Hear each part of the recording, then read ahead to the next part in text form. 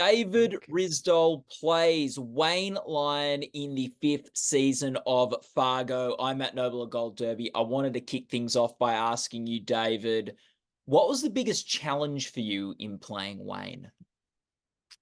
Well, I'm actually from Minnesota, so I know that if I don't get the accent right, I will hear about it for the rest of my life. So I think, I lived in New York City for the last, 15 years, and so I just had to go back, record my dad talking, record some uncles, aunts, friends. I'm from the south of the states; it's a little different, but my dad's from like kind of up in the middle, and so he has that accent. So I just like it's like, oh yeah, let me get those O's again. Let me hit those accents so I don't hear about it for the rest of my life. Yeah. Yeah. How would you describe Wayne as a character? Well, yeah, Wayne's a full optimist. Pretty simple man. He says that in I think it's episode 2. He's just like, I just be the happiest of if I could watch Desperate Housewives and play floor hockey in my socks. That's when I read that line, I was like, that is who Wayne is. That encompasses it all. Mm. Oh, yeah, and that's a great line. And he starts off, we find that out, but like you are playing character that as the show is continuing and the story continues, he's taking on so much new information. His world of who his wife is Yeah, and totally. all this sort of stuff is Yeah. expanding. But he's always getting incomplete information. He's never getting the full sort of story. So what's that? How do you play that? A character that's learning so much but not quite being able to piece it all together. Yeah, I remember thinking after every script, just let it go as slow as possible. Like I'm learning things, putting things together, but don't jump a step. Like put one piece and then examine that piece, and then another piece and examine that piece. And that's like the fun of, because the audience is ahead of me, right? And so like the humor and the and kind of like your feeling towards Wayne. But what's surprising, I think, is how he handles it. Because a lot of people would be very upset with.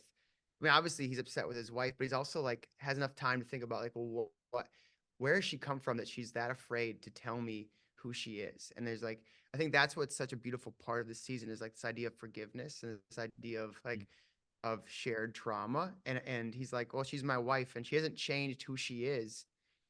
I just know her better, and they're gonna grow.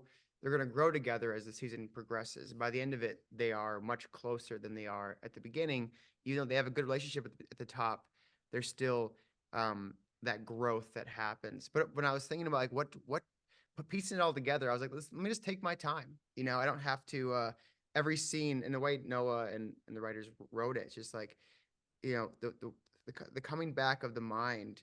It's every scene is a little bit different of cognitive ability and what he knows. So it was easy to play in that as long as I like kept in the nuance and didn't try to like go for the laugh or go for the big emotion. I just could stay in it and stay in that, putting the puzzle piece together slowly, piece by piece.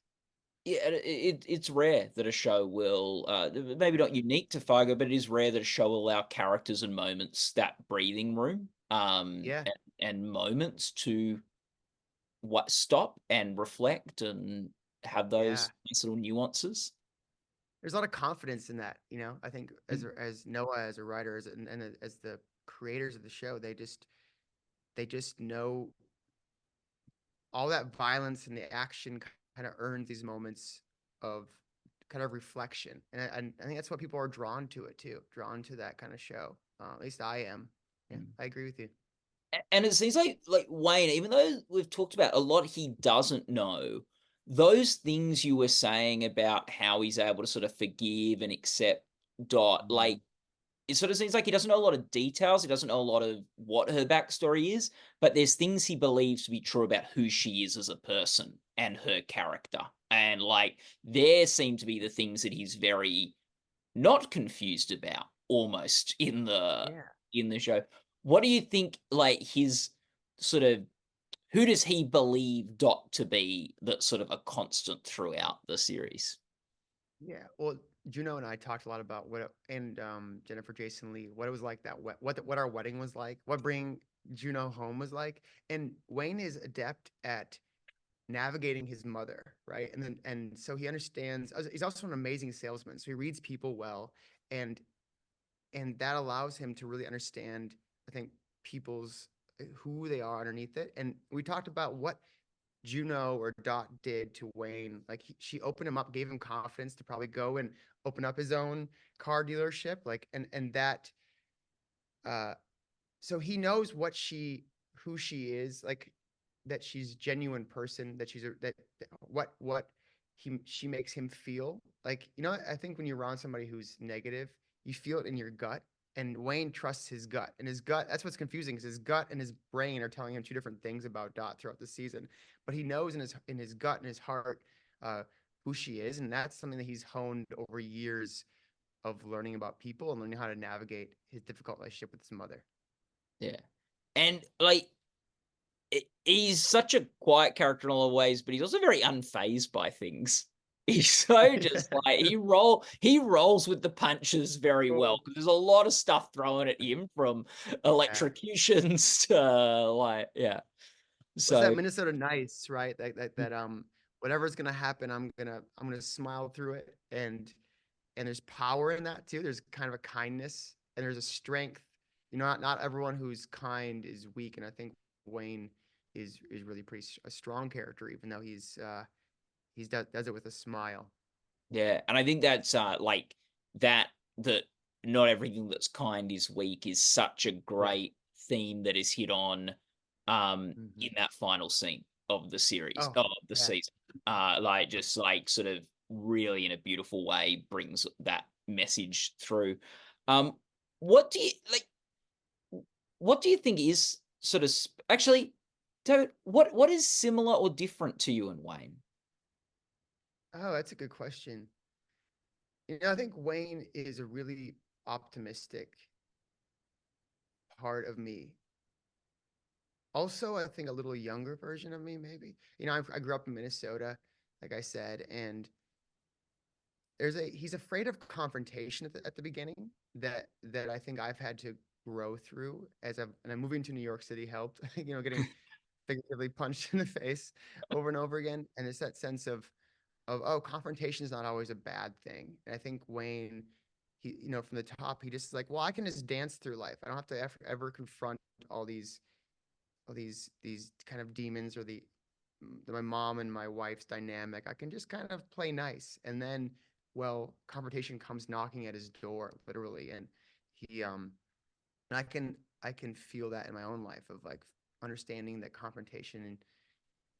And I think in my 20s I jumped too intensely, like it's like, oh yeah, confrontation, I can, like. And then you're like, well, I don't have to tell everybody what I think all the time. I can listen, go back to listening more, and you find nuance within that. Like I like trying to be like, I can stand up for myself while also allowing empathy for other people to have their moments of emotion, or being ugly in a figurative way, I keep saying figurative, but like in a way that, like, someone is having a bad day, and I don't have to judge them or get really angry at them that they're having a bad day. Or it's the Sam Spruill character at the end coming, and I'm like, all right, this guy needs to tell his story. I don't really know what, but I see it in his eyes that he's upset about something, and and Wayne's like, I want to hear his story. And I think that's something that I'm trying to do more in my life, and the arc of my life, I think, has been like, and allowing people to have those moments. Mm. Just like acting and like having a job where you put on different character skin, you just step in different people's shoes, does that help you be a person that is more equipped and open to hearing different stories and aware of others? Yeah.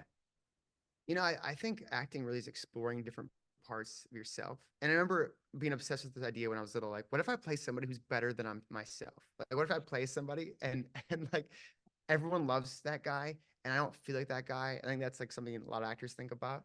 And then you're like, well, that's in me. Every character I play is part of who I am, and that's how I approach it. And so you get to explore this new person within a circumstances that you'll hopefully never experience, and find something out about yourself. It should surprise you. I think as an actor, it should surprise you that character starts to be like, oh, that's a choice that I didn't think I was going to make, but I'm through this lens of this character, which is a part of me. I'm doing something that surprises me, and that's when you feel like, oh, it's alive. And that's also what's the addicting part of it, is like you're exploring this inner psyche of yours and these different characters that live within you. Yeah. You've done some improv, right, David? Oh yeah, Yeah. yeah. How, like, in this show, like with scenes with Juno and scenes with Jennifer, how did you sort of serve each other and look to build on what each other were doing? Yeah, well, so much of you prep a character for months beforehand, and then you get there and you meet your wife for the first time. You meet your mom for the first time. And you're like, well, that all that prep is like now different because these people they're bringing their artistic selves to it. And then you meet the costume designer, and you're like, oh, that's what they see the character. That changes me, but it's exciting when they become more and more in focus, and the director has their opinion, and then even like you get to your house and the living room has this crazy wallpaper, the bedroom has this crazy wallpaper, and you're like, oh, okay, that is a part of who Wayne is with his wife and his child, and you meet your child and all this stuff.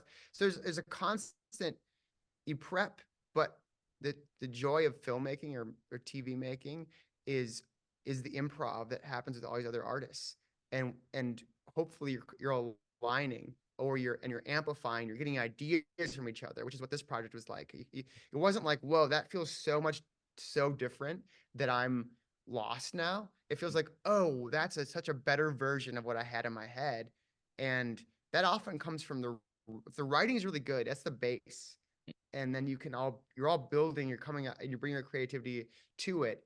And so then you meet each other, you have conversations, and then the day of, the way the scene happens is way different than you thought it was going to be. So it's another improvisation, or they're shooting it in an interesting way, and so it's a constant flexibility, which is what I think is so fun. It's like art on the go. It's art improv that has to be alive.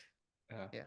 Yeah, like even without changing lines, there's a lot of just Yeah. improv, right? In what you do with your face, how long you wait after Juno finishes for you to come in with your Totally. bit. Yeah. Yeah. Exactly right. Yeah.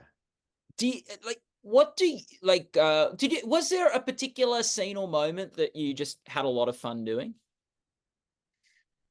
I was pretty nervous for that first day. I always have nervous for first day. And the first day was the first shot scene we shot was that kind of, it's a long take of us driving after I pick her up from the jail. That was the first day. And Juno and I we'd met like one time before that and had like a long like dinner and talked about the relationship, and it got to know each other. But then just sitting in that car with her for 6 hours and just talking, and like we didn't get out of the car really. We just sat there while we were on a big trailer bed so that the thing steers for you. So pretend that you're like steering, but you're just like putting your hands there, and you just are feeling this dynamic between you and your wife, and that I really enjoyed that. Like I remember being like, okay, we have chemistry, we have this makes sense, and there's a good give and take. I feel myself listening to her, and she's listening to me, and this is going to be a lot of fun. So I really enjoyed that, and I also enjoyed the last scene a lot.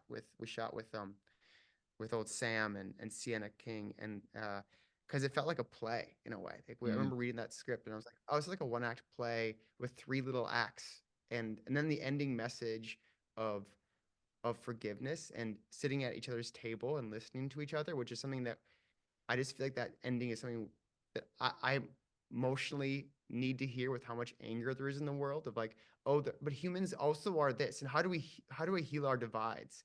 And that scene was very emotional, just shooting it, feeling that way the day of, because I think we had this, like, it was the last thing we shot. The whole season went up to that moment, and then we got to kind of have this group catharsis together. It is so easy for like forgiveness to get lost in drama and action and all that sort of Yeah, stuff. yeah, It can sort of seem it can sort of instinctually feel less satisfying, but actually yeah, it is so satisfying when it's delivered so well. yeah, yeah, yeah, Yeah. yeah. Um, what do you think? What do you think special about Fargo? I think Fargo, it the canvas is like unlike any other canvas as an actor, or something you watch online, like, or watch on television. because there you can do the extremely funny and there's extremely dark, and you show like these just what kind of show allows you to have that much of a range, and it's like a sheet of music to getting these scripts. It just it just feels very lyrical. So I think it's a and then the way Noah and Jeff, who does all the composing and music, it feels like a show that feels like it's a little jazzy, you know. There's like something, and I think that's what I've never watched a show like that, and being a part of it, it allows you to have a lot of color that maybe a straight drama or a straight horror maybe doesn't allow, and that's what I find so fresh and specific about it. Well, those last two episodes have so many different paces that like Yes, they go at. Yeah. yeah. Um, what as an actor, David, is there like something that like is there a particular like where do you find the joy in acting as an actor? I find it the communication, the communion when it there's a there's like a flow state. I don't know if you find it. Actually, it's like a good conversation. You know, when you're talking like there's a flow. Or I play some basketball. I grew up playing basketball. And there's a moment you stop thinking, and you just start just instinctively being and Yeah. reacting. And when acting is done, when you feel like you're really in that zone, it's like you're surfing. I keep using all these analogies, basketball surfing, but there's something that you're in a flow state that is so creative, and you're fully connecting to other people in a profound way. And that's what I just find so addicting and just want to get back to that moment. Whenever you're done, you're like, wow, that felt great. I want to, I want to do that again, you know? Yeah, Yeah. go right out to that next wave. Go Yeah, exactly right. paddle back out. Yes. Yeah, you're Australian, I'm sure. Yeah. It's all, Yeah, you know, all well, about, I body surf a bit, but I cannot stand on a board. yeah, yeah, I can tell you that. yeah. So, I'm uh, similar. I'm we- similar. uh, David, like, and with that, was there a moment on Fargo where you just like hit that groove and you were just riding that wave? Yeah, that scene actually where I say I just wanna, have watch Desperate or Real Housewives and play floor hockey in my socks. That scene, it was 5 pages, and it was a chunky, it's a lot happening. When we had a few hours to do it, and we started off, it was first set in my office, and then Noah was like, it's too confined in here. Like this is a big scene. Let's move it out here to the living room. And then and Juno, Noah, and the camera team, Dana and everyone, they just were like, let's just feel it. And it's just like do a couple rounds to feel the blocking. And I remember just feeling it clicking. And that when everyone's group mind, it's like a group meld mind is all present and saying yes to each other. It feels like improv. I don't know if you do improv in real life, but the idea of yes and, this Yeah, idea of like, oh, that's a good idea, and adding something to it, which is such a great philosophy of life. But also in a film set, if everyone's doing that for a scene, and it's really happening out of the story, not out of like some kind of like ego, it feels so that for me, that scene really felt alive in that way, and it felt great doing it. And then you have enough time to do a lot of takes because you've gotten it, and then you're like, all right, I'm gonna give you a new one with like a little different nuance in it. Because I just learned something in the last take that I want to incorporate on this take, and that just felt like we are building this little sandcastle together. yeah. Yeah, that's just really magic when you can not just guess an idea, but build on that and go, well, this is now Yeah, true. I got it. now have something else to work with and say, like, oh, what else Mhm. can be true in this world? Yeah. Yeah, Um, yeah, that's so cool. To finish off, David, what's something you learned from Fargo? I really there was there were some scenes that I left. I try not to take my work with me as much, when I go home and be like, man, I could have done that scene different. I think everyone, you know, and I think I'm now working with Noah again on Alien, and I'm just really I stressed a little bit during Fargo of like, man, because you want to you care so much, we all care, and then you bring it home, you're like, man, I thought about that scene. Then you watch the scene, you're like, oh, that worked. What was I so obsessed about? And then I'm like spending so much of my energy thinking about that afterwards. And I really want to let that go and just like be present, trust myself, trust the people around me, and and allow it to be what it is. Yeah. Well, there he is. There you go. David, thanks so much for chatting. All the best of luck with the Emmy Awards for Fargo. People who are interested in the Emmys can go to goldderby.com to follow our racetrack odds, make your predictions, and join the forums. David, this has been such a fun chat. Thanks for the time. Dude, I really enjoyed this. I really appreciate you having me on.